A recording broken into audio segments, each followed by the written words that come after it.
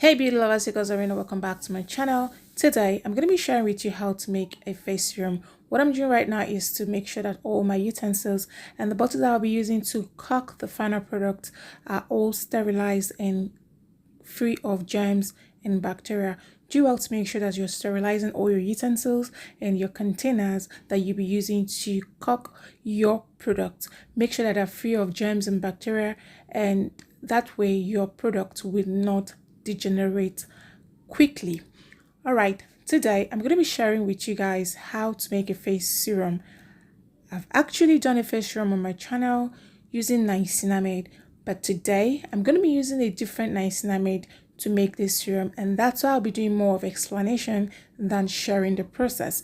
If you're yet to see a video where I made a serum, then you want to go check out that video on my channel where I talked more about the process. But today I'll be emphasizing on the active that I'll be using in making this product.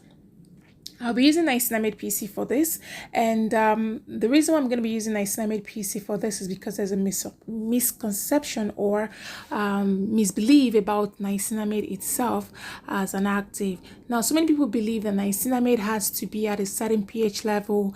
If it's above 6 pH level, then it's not bioavailable, and if it's below 6 pH level, then it's not also workable. The question you should ask is what type of nicinamide is used in a particular product, or what type of nicinamide is used in that product to be kept at a particular pH level.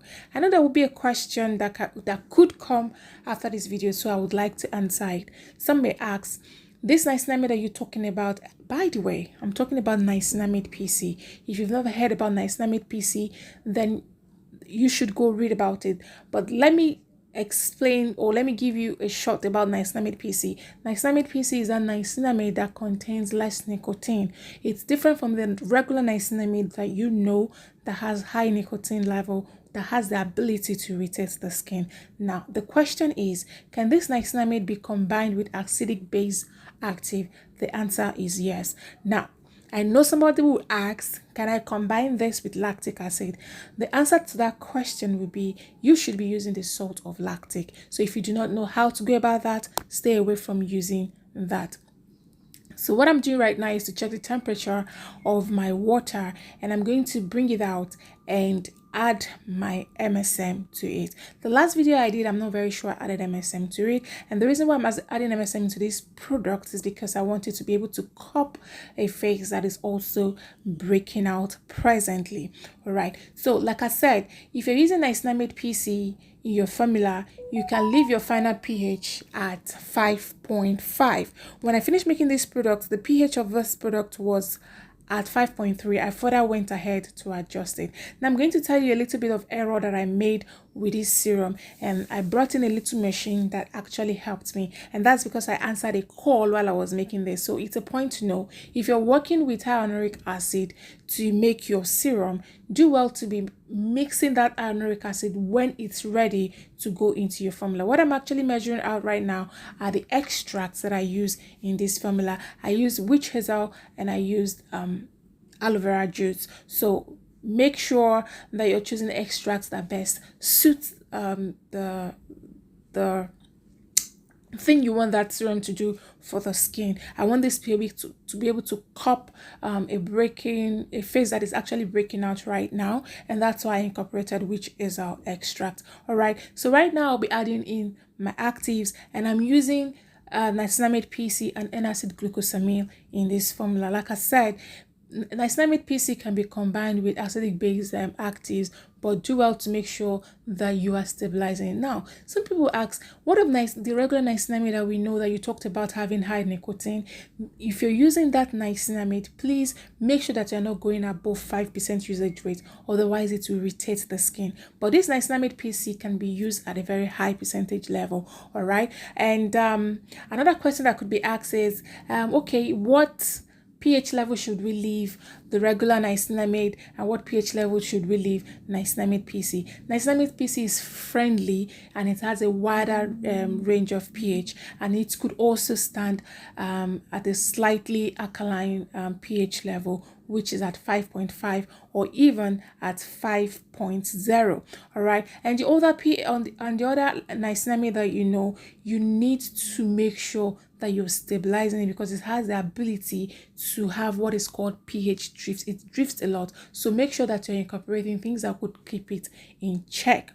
All right, so I just added in my Panthenol, and I used this machine because I had my hyaluronic acid mix and I had to answer a call, and that took my time. And this caked, you can see that's the hyaluronic acid that I mixed with my glycerin, and it has already caked, so I had to use this machine to help me hydrate this serum super fast. So make sure that at this point where you want to add your hyaluronic acid is when you should be mixing it with your glycerin. Otherwise you would have it you have it cake like what I have in that beaker right now. So I know a question could come, and I've actually gotten this question before and I'd like to address it. Some people would ask, is it a must for me to use hyaluronic acid in my serum? Can I use any other thickener? Well, you can use any other polysaccharide of your choice, but do well to make sure that you're using it at the right percentage usage rate.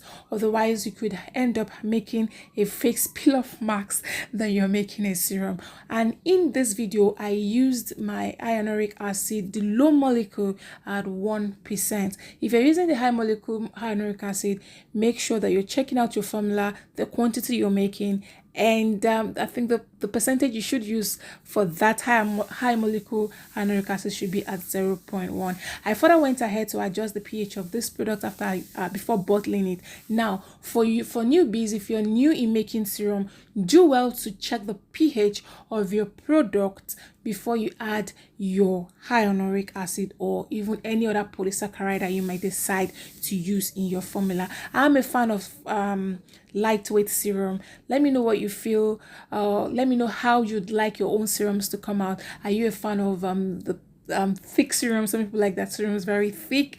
I'm a fan of a lightweight serum because then I feel it sinks right into my skin. Somehow this video didn't cover where I added my preservative. Preservative was added into this formula, and I hope you guys enjoyed it. Let me know what you feel. Drop your questions below, and I'll see you guys in my next one. I remain your humble girl, Zarina. Keep that glow pumping. Bye guys.